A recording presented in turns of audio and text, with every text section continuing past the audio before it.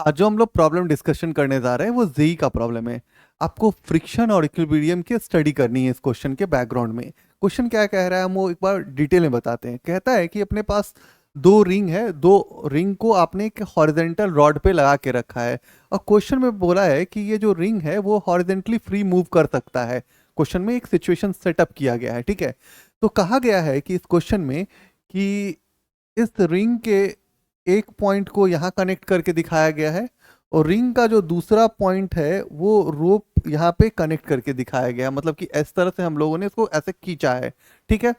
और खींचा है तो उस खिंचाव के साथ क्या किया है, हमने एक लोड डाला है। वो लोड कौन है? एक आदमी का लोड है। आदमी को वहां पे हैंग कराया गया, ठीक है। इस आदमी को यहाँ पे हैंग करा दिया गया और इसने mg वेट लगा रखा है इस पे। तो जैसे ही वो mg लगाएगा तो रोप में क्या होगा, टाइटनेस आ जाएगा, मतलब टेंशन तभी आ सकता है। तो टाइटनेस आ गया है तो आपको रिंग से इस के मिड पॉइंट की जो दूरी है वो 5 मीटर दे रखी है सवाल में। तो यहाँ पे भी सेम सिचुएशन है, 5 मीटर का डिस्टेंस दिया है। कहता है कि आदमी को जब आप हैंग कराते हैं तो कितने डिस्टेंस पे आप रिंग को रखिए कि आदमी इक्विलिब्रियम में रहे। सवाल समझिएगा। रिंग लगा हुआ है और रिंग कह रहा है कि फ्रीली हॉरिजेंटल मूव कर सकता है, क्वेश्चन में दिया हुआ है।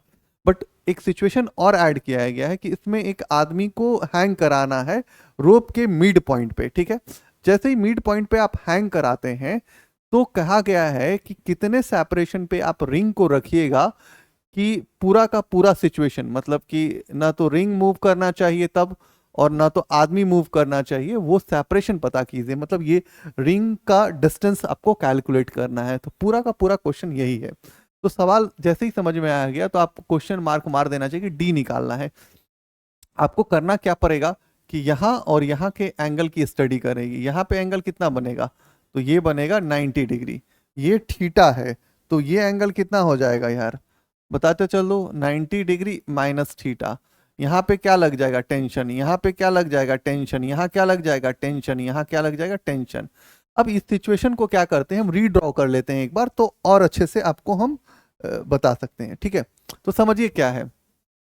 सबसे पहले तो आपके पास रॉड है, ठीक है। आप रॉड बना लीजिए, रॉड बनाइए, ठीक है। इस रॉड पे दो रिंग लगा लीजिए, तो आपने दो रिंग लगा लिया, ठीक है। और इसको रोप को टाइट कर दीजिए, मतलब धागा को खींच लीजिए, ठीक है। ठीक है, खींच लिया आपने। और यहाँ पे एक आदमी को हैंग करा दीजिए, उसने mg लोड लगा दिया। तो ऑब्वियसली यहाँ पे टेंशन टी लग जाएगा, यहाँ पे टेंशन टी लग जाएगा, यहाँ पे टेंशन टी लग जाएगा, यहाँ पे टेंशन टी लग जाएगा, ठीक है। आपने यहाँ बताया कि एंगल कितना हो गया, 90 डिग्री। तो ये एंगल कितना हो जाएगा, 90 डिग्री माइनस थीटा, ठीक है। तो अब आप क्या कीजिए कि यहाँ जो इस टी है इसके कंपोनेंट्स को ड्रॉ कीजिए। तो टी का कंपोनेंट यहाँ पे ड्रॉ कर सकते हैं। तो ये सिचुएशन आपको ऐसा दिख रहा है, यहाँ पे टेंशन टी लग रहा है, यहाँ पे टेंशन टी लग रहा है और यहाँ पे आपका mg लग रहा है, ठीक है। तो आप क्या करेंगे, ये एंगल आपका थीटा है और ये एंगल भी थीटा है, ये भी थीटा है, ये भी थीटा है। तो आप क्या बोलोगे, टी कॉस थीटा, और ये सर्दी क्या हो जाएगा, टी कॉस थीटा। तो आप बोलोगे 2t cos theta equal to क्या हो जाएगा, mg। जो आप बेसिक्स जान रहे थे वो यूज कर लीजिए। दूसरा है कि आप बोलोगे कि इसमें साइन वाला भी तो देखना था सर जी। तो देखो ना, हमने बोला था कि ये साइन थीटा है और ये साइन थीटा है, दोनों का फैक्टर बड़ा ही होगा यार, टी साइन थीटा। तो ये और ये तुम्हारा कैंसल आउट हो जाएगा, ठीक है ना। तो कंट्रीब्यूशन कितना रहेगा, सिर्फ 2t कॉस थीटा का कंट्रीब्यूशन रहेगा लोड के साथ, ठीक है। अब हम बात करते हैं यहाँ पे।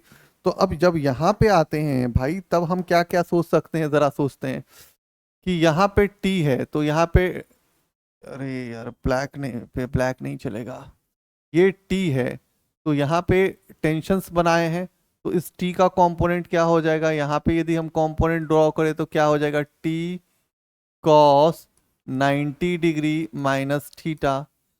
और एक कंपोनेंट क्या हो जाएगा, T sine 90 degree minus theta. ये वाला कंपोनेंट इसको चाहेगा कि रिंग को इस तरफ खींचने का कोशिश करेगा, तो इसको काउंटर में एक और फोर्स डालना पड़ेगा। तो वो फोर्स क्या होगा, फ्रिक्शन फोर्स हो जाएगा, और इसका नॉर्मल फोर्स जो होगा वो वर्टिकली अपवार्ड लग जाएगा। सेम सिचुएशन यहाँ पे भी होगा, यहाँ पे भी सेम सिचुएशन आएगा, यहाँ पे आपका फिर आएगा और यहाँ पे भी आएगा। फिर ये एंगल आपको देखना होगा और स्टिल ये एंगल भी वही बनेगा 90 डिग्री माइनस थीटा। तो आप फिर इस टेंशन, यहाँ पे जो टेंशन टी लग रहा है तो इसका कंपोनेंट ड्रॉ करोगे तो ये जा हो जाएगा। अब यार साइन 90 डिग्री क्या हो जाएगा, तो टी कॉस थीटा हो जाएगा, सॉरी टी कॉस थीटा लिख लेंगे हम लोग यहाँ पे, ठीक है। और इधर क्या लिख लेंगे, तो टी साइन थीटा लिख लेंगे, ठीक है। हम लोग कर दिए कॉस साइन वाला रिलेशन को वहीं पे खत्म कर दिए, ठीक है ना। अब चलते हैं कि यहाँ पे कहानी में और भी बात कर सकते हैं। तो हम बोल सकते हैं कि सर टी साइन थीटा जो है वो फ्रिक्शन के बराबर है, और हम ये भी बोल सकते हैं sir T sine theta friction है, इसका मतलब हम म्यू इंटू एन बोल सकते हैं। बहुत अच्छा बात है। और दूसरा है कि आपके पास कॉस के साथ भी काम करना होगा, तो T cos theta, T cos theta ये हो जाएगा ना, क्योंकि आपको पता है ना T sine 90 degree minus theta आप क्या लिख सकते हो, टी कॉस थीटा लिख सकते हो। हम यहाँ इसलिए यहाँ पे बात कर रखे थे कि ये वाला जो होगा हमारा वो हो जाएगा टी कॉस थीटा, और ये क्या हो जाएगा टी साइन थीटा। यहाँ पे भी वही चीज़ होगा कि यहाँ पे भी फ्रिक्शन एफ लगेगा, ठीक है। और यहाँ पे भी नॉर्मल फोर्स लगेगा, जो रिंग पे लग रहा है वो सारा एक रिंग पे जो लग रहा है वो सेम चीज़ उस पर भी लगेगा, उस पर डिफरेंट नहीं लग सकता है।